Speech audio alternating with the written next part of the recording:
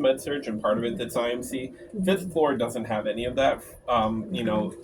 So I'm not sure, why it got developed that way. But the fourth floor actually has more of those IMC beds than any other unit. And as I said, all of them are nice. Eight's a private room, so you don't have to worry about a roommate. And then the second thing that's nice is that they have a monitor in every single room, so we can watch.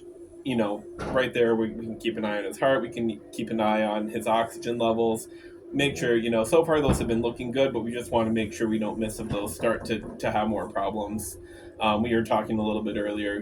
She was wondering if you need to go back to the ICU. And the nice thing is that Dr. Shurtleff, who was taking care of him all week down in the ICU, is actually our trauma surgeon that's on today. So when I called him to kind of give him the update of what was going on, he knew actually probably more about him than I did because he'd been taking care of him for a week. Yeah. So he's very familiar. We've both looked at things. We're right now we're thinking the IMC is the right level for him, but keeping a close eye on him and having a really low threshold of things are continuing to go the wrong direction, get it back down there. Are you concerned about the shaking? Yeah, so I think the shaking is just him being cold. I think You said he does that when he sleeps anyways. Not like this. Yeah. Not like this. He kicks his left foot from time to time, and then but this is like constant shaking. It's different. So I'll get a warm blanket. So you weren't in here when I gave. So we do have one piece of information that we did not have before. So one of the tests that we ran is we did a CT of his chest, and particularly looking for blood clots in the lungs, because patients that have been involved in a major fall or accident are at a higher risk of having clots form. And we did find a blood clot in his lung. So that is at least a piece of what's going on. I don't think it's the full piece, because that wouldn't typically cause the fevers that he's been having. And it wouldn't necessarily cause his white blood cell count to necessarily stay as high as it has. So I think that's just a piece of what's going on, but it's still something we're going to address. I already reached out to the neurosurgery team, kind of verified with them, because before we do anything to treat a blood clot, we want to make sure that the brain is stable. They're comfortable with him getting on kind of a lower dose of a heparin drip. And so we're going to do that. We're going to be, keeping a close eye on him. And then just because he's not as, responsive right now, I think it'd be a little bit harder to detect a neurologic change on him.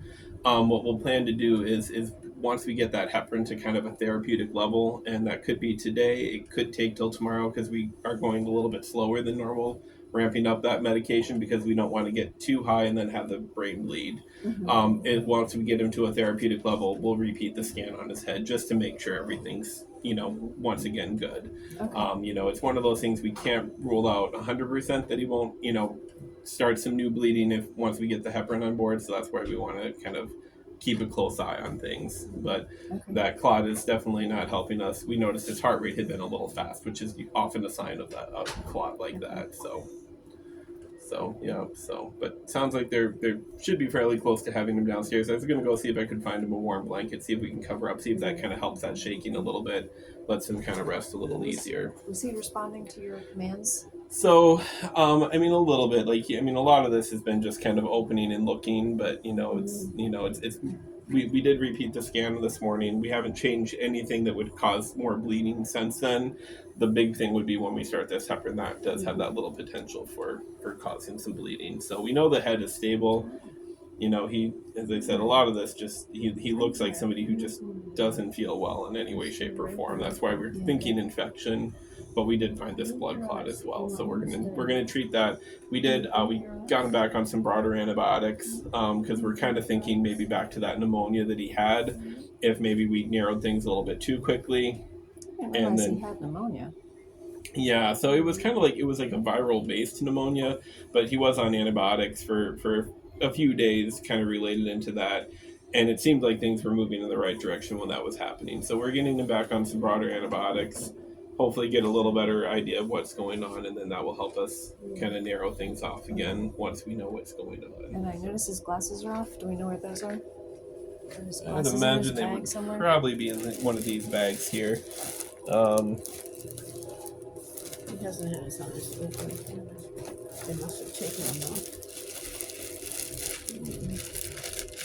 Yeah, they're right in here. Okay, good. So yeah, no. Good double check though. Yeah, I just make sure. got his hearing aids today. Okay. Yeah, and that wouldn't be a bad thing to have, because that's the other thing too, is if he, isn't hearing us very clearly Yeah. and he's Yeah. already tired Yeah. and not feeling well, that can be a little element of that as I'm well. not sure where they are right now, but I have them. They're Okay. either in my bigger bag like this or they're in this one. Okay. Well, I'm gonna go grab that bag or that blanket for him. So give me a few minutes. I'll be Okay. right back.